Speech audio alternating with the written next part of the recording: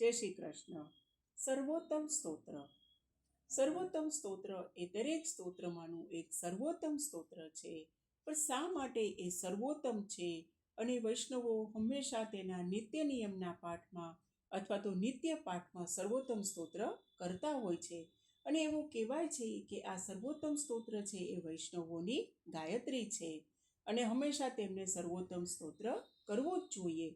તો આ જે સર્વોત્તમ સ્તોત્ર છે એનું આપણને પ્રાકટ્ય કેવી રીતે થયું, એ કેવી રીતે આપણને મળ્યું અને એ કોનાથી મળ્યું, એના વિશે આજે આપણે સત્સંગ કરીએ.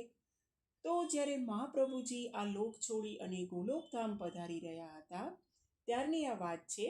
તો કે મહાપ્રભુજીએ આસુર વ્યોમહ લીલા એટલે શું કે આ ભૂમિમાંથી એ ગોલોકધામમાં જે ગમન કર્યું એ લીલાને આસુર વ્યોમ લીલા તરીકે ઓળખાય છે. અને આ રીતે મહાપ્રભુજી ગોલોકધામમાં પધાર્યા ત્યારે ગુસાઈજી એટલે કે એમના બાળક લાલન માત્ર 15 જ વર્ષના હતા.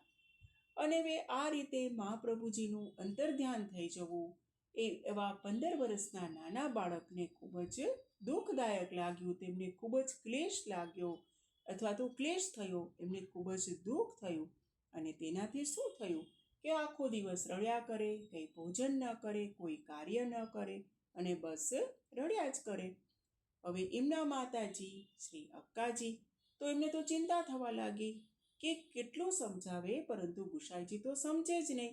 ખૂબ જ તેમને યાદ કરે વલ્લભને અને રડ્યા કરે. હવે એમની જે ચિંતા એમને દૂર કરવા માટે મહાપ્રભુજીના પરમ જે સેવક દામોદરદાસ સરસાનીજી તેમને વાત કરી કે તમને બાવાને ખૂબ સમજાવો, કંઈક એ કંઈ ખાતા નથી, પીતા નથી, રડ્યા કરે છે, ક્લેશ કર્યા કરે છે, એમને આપ કંઈક સમજાવો. તો આ માતુશ્રી એટલે કે અક્કાજીની આજ્ઞા અનુસાર દામોદરદાસજી તેમને જે ગુસાઈજીની બેઠક હતી ત્યાં ગયા અને તેમને દંડવત કરી અને બેઠા. અને પછી વિનંતી કરી કે કૃપાનાથ, આપ આટલું બધું ક્લેશ કેમ કરો છો? કે આપણા મહાપ્રભુજી છે એ તો સાક્ષાત પૂર્ણ પુરુષોત્તમ છે અને એ તો સદા સર્વદા આ ભૂતળ ઉપર બિરાજે છે. એ તો એમને તો ખાલી આ અંતર્ધ્યાન લીલા કરી છે, આસુરોનો મોહ પમાડવા માટે કે હું હવે આ લોક છોડી રહ્યો છું, એને મોહ પમાડવા માટે આ લીલા કરી છે. અને એમની અને આપણી વચ્ચે તો માત્ર એક માયાનું આવરણ છે અને જો એ આવરણ દૂર થશે તો આપને શ્રી મહાપ્રભુજીના ચોક્કસ દર્શન થશે. માટે આપ શોક દૂર કરો, ક્લેશ દૂર કરો, ન રડો, ભોજન કરો અને મનને સ્થિર કરો. આ રીતે દામોદરદાસજીએ શ્રી ગુસાઈજીને ખૂબ સમજાવ્યા અને આ રીતે તેમનું જે ક્લેશ છે એ દૂર થયો. અને પછી આ બધું સમજાવ્યું પછી દામોદરદાસજી ત્યાંથી ચાલ્યા ગયા. તો હવે શ્રી ગુસાઈજીએ દામોદરદાસજીનું કહેવું માની અને મનને સ્થિર કર્યું અને રડવાનું બંધ કર્યું અને ક્લેશ પણ દૂર કર્યો, મનને ખૂબ જ સ્થિર કર્યું અને મહાપ્રભુજીનું ધ્યાન ધર્યું. અને શું બન્યું તો કે ધ્યાન ધરતાની સાથે જ આપણા શ્રી મહાપ્રભુજીએ સાક્ષાત દર્શન કૃષ્ણ સ્વરૂપે શ્રી ગુસાઈજીને આપ્યા. શ્રી વલ્લભાધીશ કી છે. આ રીતે શ્રી મહાપ્રભુજીએ કૃષ્ણ સ્વરૂપે ગુસાઈજીને દર્શન આપ્યા.